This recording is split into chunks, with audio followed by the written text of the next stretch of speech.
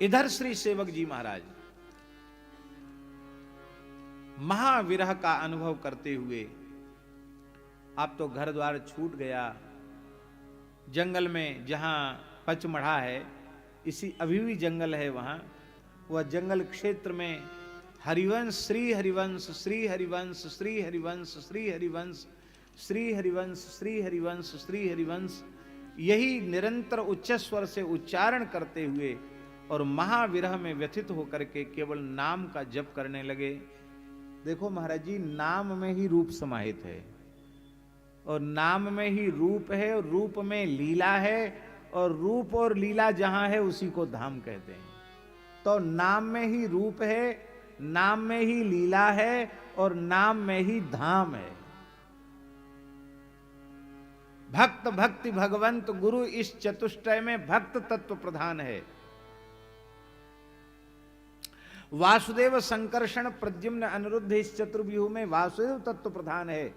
श्री राम लक्ष्मण भरत शत्रुघ्न इस चतुर्व्यूह में श्री राम तत्व प्रधान है। ठीक इसी प्रकार से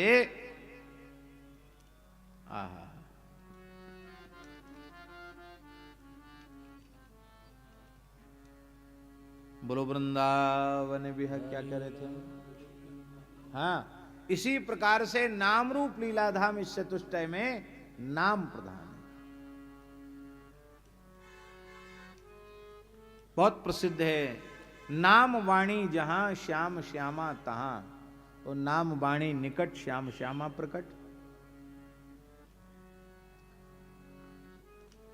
स्वामी जी, वृंदावन के ठाकुर वृंदावन से एक पग बाहर नहीं जाते, प्रसिद्ध है कि नहीं? वृंदावन परित्यज्य पाद में कम न गच्छति, एक पग बाहर नहीं जाते।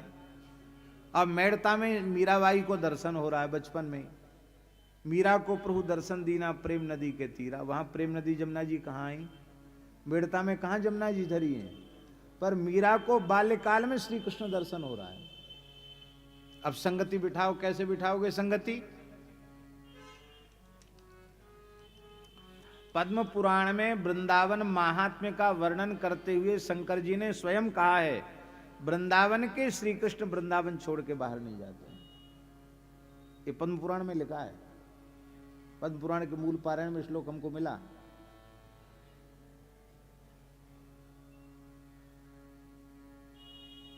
अब मानना पड़ेगा कि मीरा जी को जिनका दर्शन हुआ वो श्री कृष्ण वृंदावन वाले नहीं है।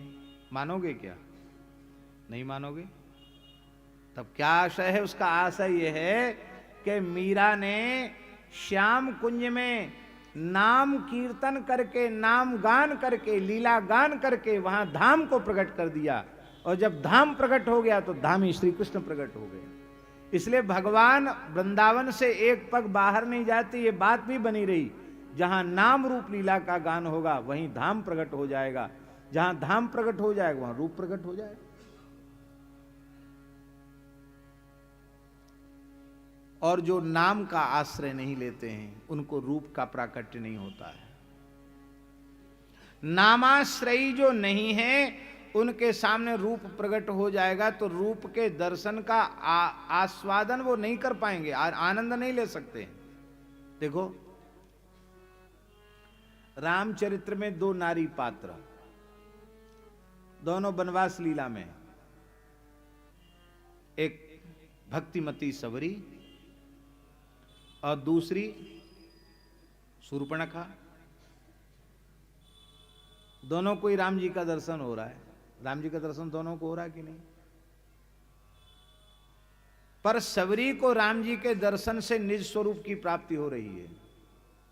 मम दर्शन कर फल सहज अनूपा, जीव पाव निज सहज स्वरूप, उसको सहज स्वरूप मिल गया।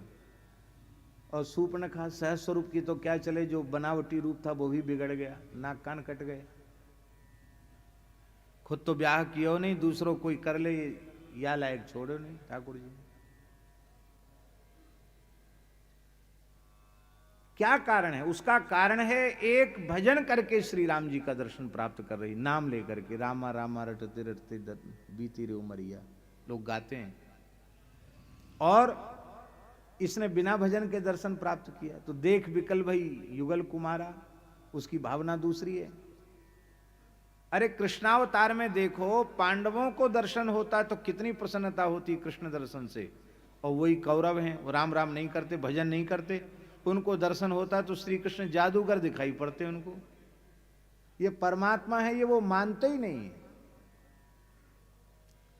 नाम के बिना रूप का अनुभव होगा तो रूप के दर्शन का जो लाभ मिलना चाहिए वो लाभ नहीं मिलेगा, और नाम के बिना लीला भी समझ में नहीं आएगी।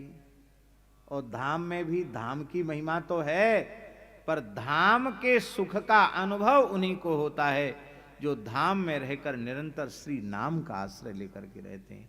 नाम का आश्रय लेकर के रहते हैं, उनको धाम का रस मिलता है। इसलिए धाम में एक क्षण व्यर्थ न गंवावे, यहां निरंतर श्री ठाकुर जी के नाम का आश्रय लेकर के रहे तो नाम ही प्रमुख है।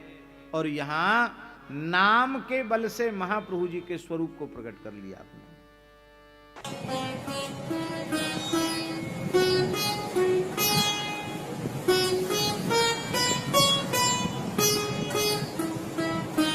श्री सीताराम प्रतिदिन सत्संग एवं दर्शन के लिए श्री महाराज जी के ऑफिशियल चैनल को जरूर सब्सक्राइब करें।